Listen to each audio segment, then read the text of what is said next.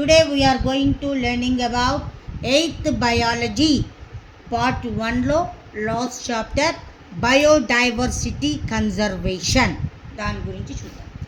దానికంటే ముందు అసలు బయోడైవర్సిటీ అంటే ఏంటి? Different types of animals are living in different types of environments in the earth is called biodiversity. అంటే ఏంటి? ఎర్త్ మీద డిఫరెంట్ కండిషన్స్లో different types of animals living ఉంటాయి, అవి జీవించి ఉన్నాయి. దానినే ఏమంటారు అంటే బయోడైవర్సిటీ అంటారు. Different types of living organisms living in earth in different conditions is called biodiversity, right? మరి కన్జర్వేషన్ అంటే ఏంటి? కన్జర్వేషన్ అంటే save the environment, save the animals, save the plants, save the biodiversity, right? So saving is called nothing but conservation, right? మరి total బయోడైవర్సిటీలో 2 types of species ఉన్నాయి. Present మన వల్ల మాత్రమే ఆ స్పీషీస్కి డ్యామేజ్ అవ్వటం జరిగింది. ఇంకొన్ని రోజులు పోతే అవి కంప్లీట్గా కనబడకుండా పోతాయి, ఎక్స్టింక్ట్ అయిపోతాయి. అలాంటి స్పీషీస్ని ఏమంటారు అంటే ఎండేంజర్డ్ స్పీషీస్ అని చెప్పేసి అంటూ ఉంటారు. వీటి యొక్క నంబర్ చాలా తక్కువగా ఉంది. ఇంకొన్ని రోజులు పోతే ఇవి కంప్లీట్గా కనుమరుగయ్యే అవకాశం ఉంది, ఎక్స్టింక్ట్ అయ్యే అవకాశం ఉంది. అలాంటి స్పీషీస్ని ఏమంటారు అంటే ఎండేంజర్డ్, అంటే డేంజర్లో ఉన్న స్పీషీస్ అని మనం చెప్పటం జరుగుతూ ఉంటుంది. వీటిని మనం కాపాడటాన్నే ఏమంటాము అంటే కన్జర్వేషన్ అని చెప్పేసి అంటూ ఉంటాము. మరి అసలు ఏమేమి ఉన్నాయి ఈ ఎండేంజర్డ్ స్పీషీస్ అనేవి? ఇండియాలో అయితే ఏంటి, అసలు టోటల్గా వరల్డ్లోనే ఏమేమి ఎండేంజర్డ్లో ఉన్నాయి అన్న వాటి గురించి మనం ఒక్కసారి చూద్దాం. Yes, these are the endangered species. Total వరల్డ్లో ఎండేంజర్డ్ అంటే ఏంటి? ఎక్స్టింక్ట్ అవ్వటానికి రెడీగా ఉన్నాయి. టోటల్గా ఎర్త్ మీద నుంచి అవి అదృశ్యమైపోవటానికి రెడీగా ఉన్న స్పీషీస్ ఈ ఎండేంజర్డ్ స్పీషీస్ అని చెప్పేసి చెప్పడం జరుగుతూ ఉంటుంది. మరి ఈ ఎండేంజర్డ్ స్పీషీస్ ఏమేమి ఉన్నాయి అన్నది మనం ఒక్కసారి చూద్దాం. కొన్నడో డ్రాగన్. ఈ డ్రాగన్ మనం ఆల్రెడీ తెలుసు, మనకి రాక్షస బల్లులు అని చెప్పేసి అనుకుంటూ ఉంటాం. అలాంటి డ్రాగన్స్ ఇంకెక్కడో ఒకటో రెండో ఉన్నాయి. So it is also endangered. Next one bison. తర్వాత ఆయే అనే ఒక మంకీ టైప్ యానిమల్. తర్వాత హంప్ బాక్ వేల్స్ ఆల్సో ఎండేంజర్డ్లో ఉన్నాయి. తర్వాత ఎలిఫెంట్స్, తర్వాత టాటాయిస్, తర్వాత చించిల్లా అనే చుంచు ఎలుకలు, తర్వాత గ్రే వుల్ఫ్, తర్వాత లియోపార్డ్ అంటే చిరుతపులి, తర్వాత జాగ్వర్డ్ ఇది ఒక రకమైన చిరుతపులి, తర్వాత పాండా, గొరిల్లా. ఇవన్నీ కూడా now they are ready to extinct. అంటే ఏంటి? కొన్ని రోజుల్లో అవి ఎర్త్ నుంచి అదృశ్యమైపోతాయి ఈ జాతులు. వాటినే ఏమంటారు అంటే ఎండేంజర్డ్ స్పీషీస్ అంటారు. ఆ ఎండేంజర్డ్ స్పీషీస్లోనికి ఈ యానిమల్స్ రావటం జరుగుతూ ఉంది. మరి ఈ ఎండేంజర్డ్ స్పీషీస్ని మనం కాపాడాలి. ఎలా కాపాడాలి? ఏం చేస్తే మనం వీటిని మనం రక్షించగలుగుతాము అన్న దాని గురించి మనం ఒక్కసారి చూద్దాం.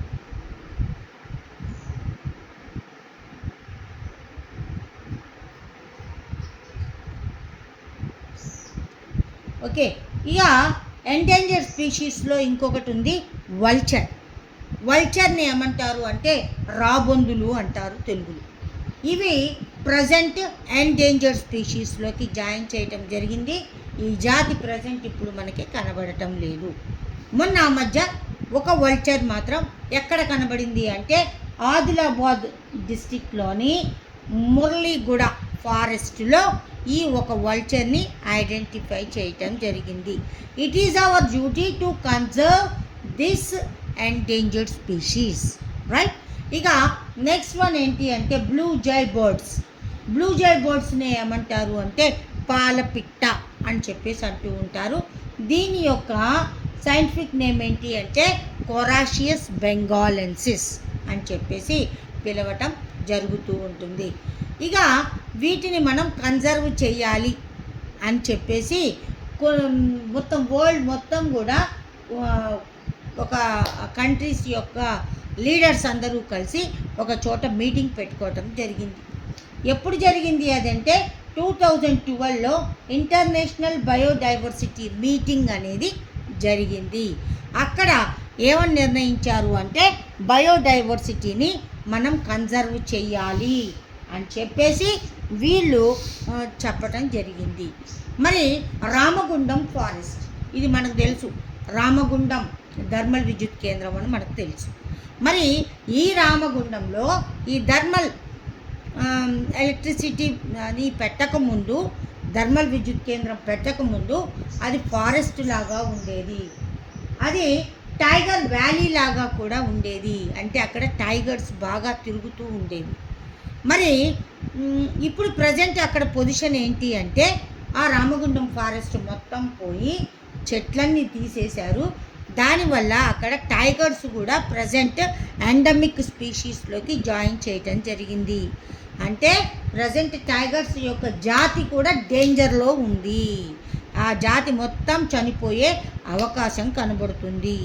ఏ జాతులైతే కంప్లీట్గా చనిపోయే అవకాశం ఉంటుందో వాటినే ఎండేంజర్డ్ స్పీషీస్ అని చెప్పేసి అంటూ ఉంటారు. వీటిని కన్జర్వ్ చేయటానికి కొన్ని రకాల ఫెడరేషన్స్ అన్నవి ఫామ్ అవ్వటం జరిగింది.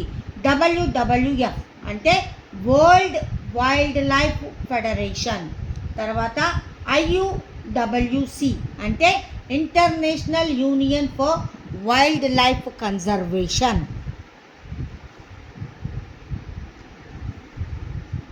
International union for wild life conservation. ఇలా రకరకాల ఫెడరేషన్లు, రకరకాల కమిటీలు ఫామ్ అయ్యి టోటల్ యానిమల్స్ని కన్జర్వ్ చేయాలి అని చెప్పేసి అనుకోవటం జరిగింది. ఇక నెక్స్ట్ వన్ చూద్దాం మనం, రెడ్ డేటా బుక్. మరి ఈ రెడ్ డేటా బుక్ అంటే ఏంటి? రెడ్ డేటా బుక్ లేదా రెడ్ లిస్ట్ బుక్.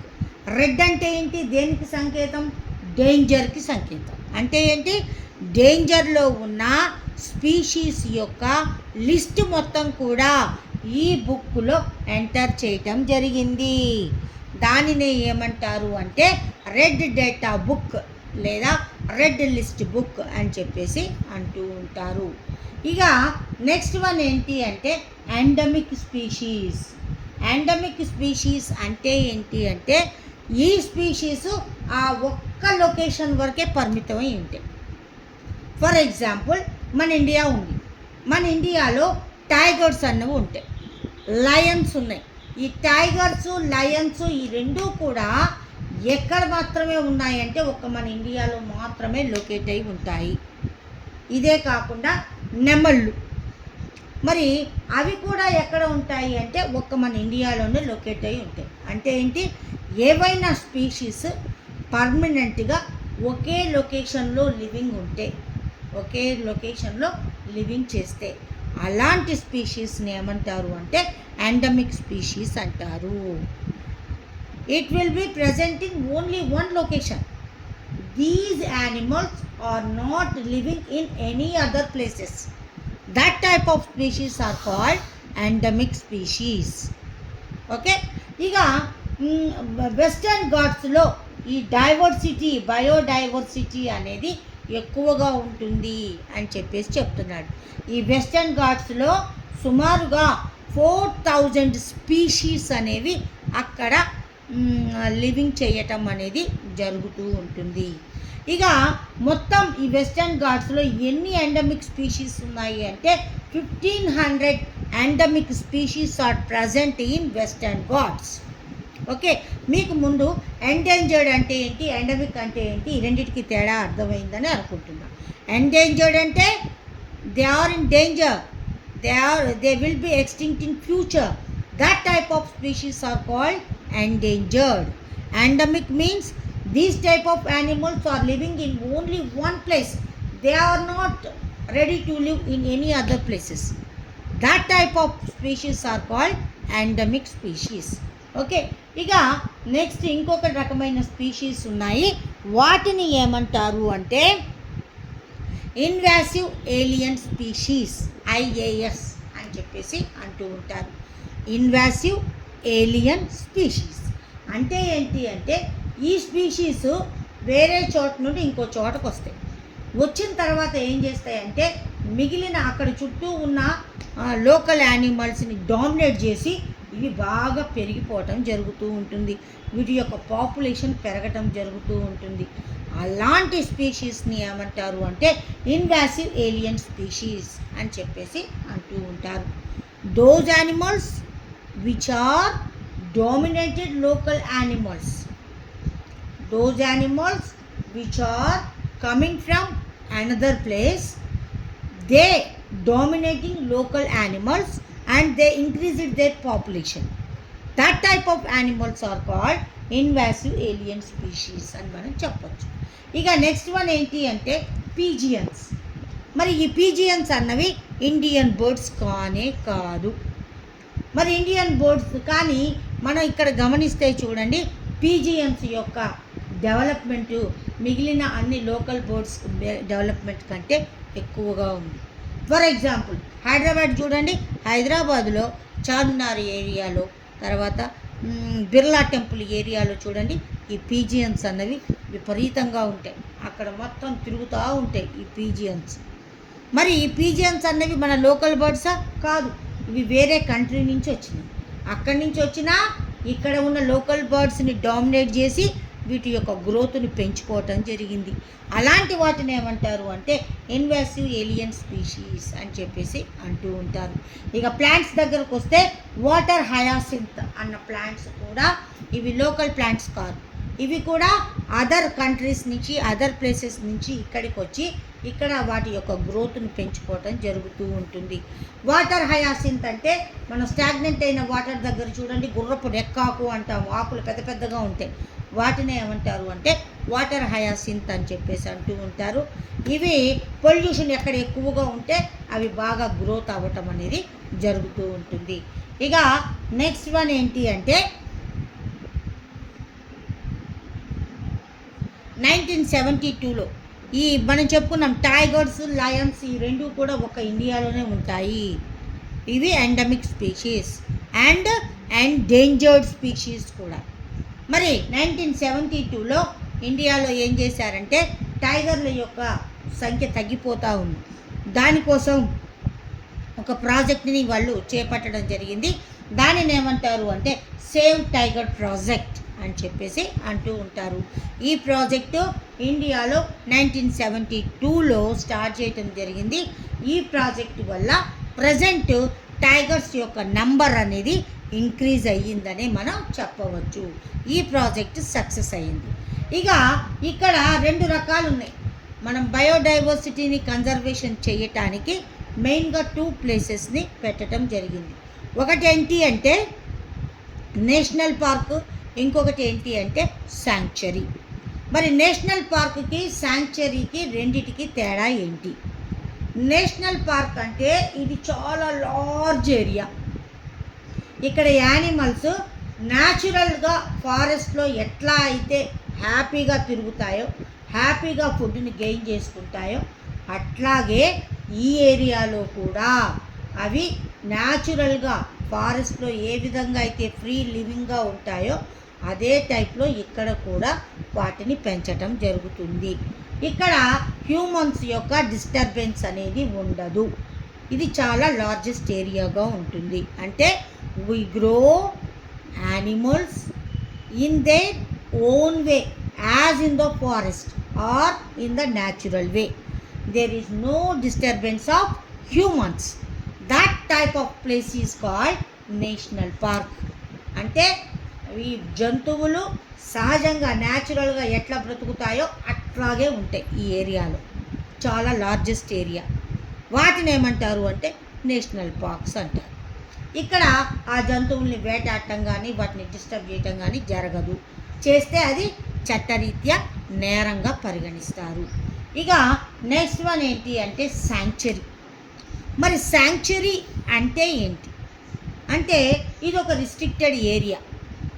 ఇక్కడ హ్యూమన్స్ యొక్క యాక్టివిటీస్ అనేవి ఉంటాయి. ఇక్కడ హ్యూమన్సే వీటికి ఆర్టిఫిషియల్గా ఫుడ్ని వాటర్ని ప్రొవైడ్ చేయటం జరుగుతుంది. ఇది లార్జెస్ట్ ఏరియా కాదు, small area and restricted area. This type of area is called sanctuary. అక్కడేమో హ్యూమన్ యాక్టివిటీస్ ఉండవు, కానీ ఇక్కడ మాత్రం హ్యూమన్ యాక్టివిటీస్ ఉంటాయి. మన హ్యూమన్సే వాళ్ళకి ఆర్టిఫిషియల్గా ఈ యానిమల్స్కి ఫుడ్ని వాటర్ని ప్రొవైడ్ చేయటం జరుగుతుంది, ప్రొటెక్ట్ చేయటం కూడా జరుగుతూ ఉంటుంది. అలాంటి దాన్ని ఏమంటారు అంటే శాంక్చురీ అని చెప్పేసి అంటూ ఉంటారు. ఇక నేషనల్ పార్కులకి ఎగ్జాంపుల్ ఏంటి అంటే జిమ్ కార్బెట్ నేషనల్ పార్క్, ఉత్తరాఖండ్లో ఉన్న జిమ్ కార్బెట్ నేషనల్ పార్క్ని దీనికి ఎగ్జాంపుల్గా చెప్పవచ్చు. శాంక్చురీ, పాకాల శాంక్చురీ ఎక్కడుంది అంటే వరంగల్లో ఉంది. దీన్ని ఈ శాంక్చురీస్కి ఎగ్జాంపుల్స్గా మనం చెప్పుకోవచ్చు. ఇక్కడ ఇంకొక పదం ఉంది, మైగ్రేషన్. మరి మైగ్రేషన్ అంటే ఏంటి? ఏవైనా యానిమల్స్ కానీ బర్డ్స్ కానీ ఫుడ్ కోసం, షెల్టర్ కోసం ఒక ఏరియా నుండి ఇంకొక ఏరియాకి వెళ్ళడాన్ని ఏమంటారు అంటే మైగ్రేషన్ అంటారు.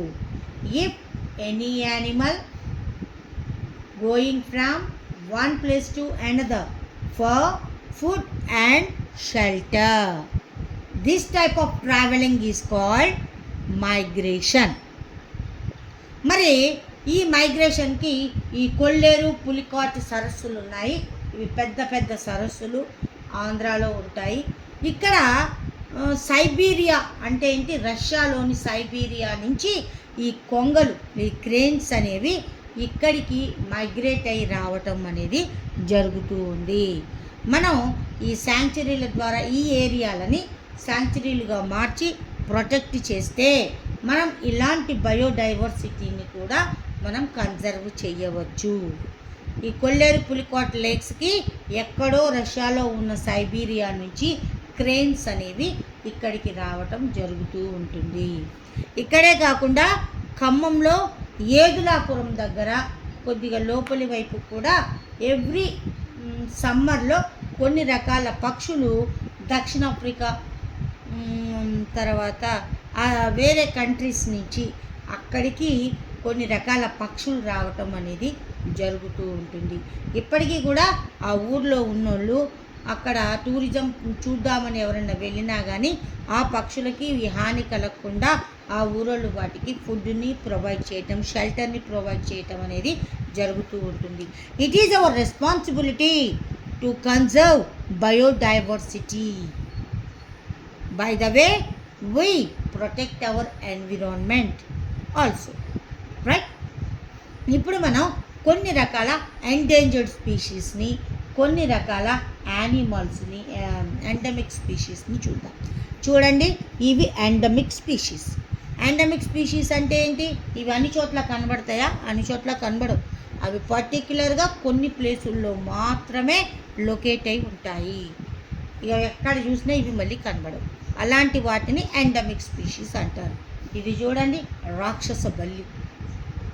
ఓకే, ఇది పిగ్ టైప్, ఇది మంకీ స్పీషీస్కి సంబంధించింది, ఇది టాటాయిస్. ఇవన్నీ కూడా ఇలాంటి బయోడైవర్సిటీ మనకి ఎక్కడ కనబడుతుంది అంటే మొత్తానికి అమెజాన్ ఫారెస్ట్లో హై లెవెల్లో బయోడైవర్సిటీ అనేది అక్కడ మనకి బాగా కనబడుతూ ఉంటుంది. ఇక నెక్స్ట్ వన్ చూద్దాం మనం, ఎండేంజర్డ్ స్పీషీస్. ఇందులో ఇవి ఎండేంజర్డ్ అండ్ ఎండమిక్ స్పీషీస్ అంటే ఏంటి? ఇన్స్టింక్ట్ అవ్వడానికి రెడీగా ఉన్నాయి, మళ్ళీ ఇవి ఒక్క ప్లేస్లోనే బ్రతుకుతాయి, ఇంకెక్కడా బ్రతకవు. మరి అలాంటి వాటిలో మనం ఇందాక చెప్పుకున్నాం వల్చర్ అని. ఇదిగో ఇది వల్చర్. రాబందు. ఇది ఇప్పుడు ప్రజెంట్ ఎక్కడా కనబడట్లా. ఇది మన ఏరియాలోనే, మన తెలంగాణలోనే బ్రతుకుతుంది. మళ్ళీ అది ఎక్కడా కనబడదు. మరి ఇది ఈ ప్రజెంట్ ఎక్కడ ఒక్కచోటే బ్రతుకుంది అని చెప్తున్నారు. ఆదిలాబాద్ ఫారెస్ట్లో ఇది మనకు కనబడుతూ ఉంటుంది అని చెప్తున్నారు. ఇక నెక్స్ట్ వన్ ఏంటి అంటే ఇది తర్వాత ఇవేమో ప్లాంట్స్ అన్నమాట. ఇవి ఆ కొన్ని ఏరియాల్లో మాత్రమే బ్రతుకుతాయి, తర్వాత కనబడవు. ఇది టాటాయిస్ జాతికి సంబంధించింది.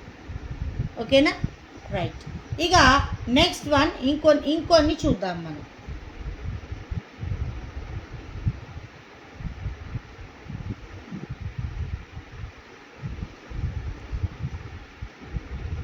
Yes, endemic bird species of Taiwan. ఇది తైవాన్లో మాత్రమే కనబడుతుంది ఈ బర్డ్, ఇంకెక్కడా ఉండదు. ఇక నెక్స్ట్ వన్ చూద్దాం మనం. Endemic bird species of Sri Lanka. ఇది శ్రీలంకలో ఉండే బర్డ్. చూడటానికి మన రామచిలుకలాగే ఉంది కానీ కొద్దిగా ముక్కు తేడా ఉంది. ఇక next one Japan's endemic bird species. ఇది జపాన్లో మాత్రమే ఈ బర్డ్ కనబడుతుంది, ఇంకెక్కడా కూడా కనపడదు.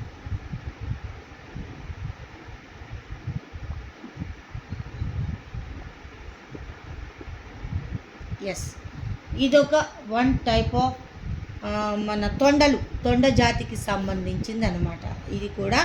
ఇది కూడా ప్రజెంట్ ఎండమిక్ అండ్ ఎండేంజర్డ్ స్పీషీస్గా చెప్తున్నారు. ఎస్, కంగారు. ఈ కంగారు అన్నది ఎక్కడ కనబడుతుందమ్మా మనకి? ఒక్క ఆస్ట్రేలియాలో మాత్రమే కనబడుతుంది. అక్కడ కాకుండా ఎక్కడా కూడా మనకి ఈ స్పీషీస్ అనేది కనబడదు. కాబట్టి కంగారు ఆల్సో ఎండమిక్ స్పీషీస్గా చెప్పవచ్చు. మరి మన ఇండియాలో ఉండే లయన్స్, టైగర్స్, ఇవి కూడా లియోపార్డ్స్, ఇవన్నీ కూడా మన ఇండియాలోనే ఎక్కువగా కనబడతాయి. ఇవి వేరే చోట్ల కనబడవు. కాబట్టి వాటిని రక్షించుకోవాల్సిన బాధ్యత కూడా మన మీదే ఉంది. కాబట్టే ఏం చేశారు అంటే టైగర్ని మన నేషనల్ యానిమల్గా పెట్టడం జరిగింది. తర్వాత నేషనల్ బర్డ్గా నెమలిని పెట్టడం జరిగింది. ఎందుకంటే ఇవి endemic species and endangered species కూడా మనం చెప్పవచ్చు. ఇక ఏనుగులు కూడా ప్రజెంట్ ఎండేంజర్డ్ స్పీషీస్లో ఉన్నాయి. ఇది ఈ పాఠంలో మీరు తెలుసుకోవాల్సిన పదాలు. Endangered, endemic species, red data book, red data book, ఇంకా ఏమున్నాయి, నేషనల్ పార్క్, శాంక్చురీ. ఈ పదాలను నేర్చుకుంటే ఈ చాప్టర్ మనకి ఈజీగా ఉంటుంది. Okay, thank you.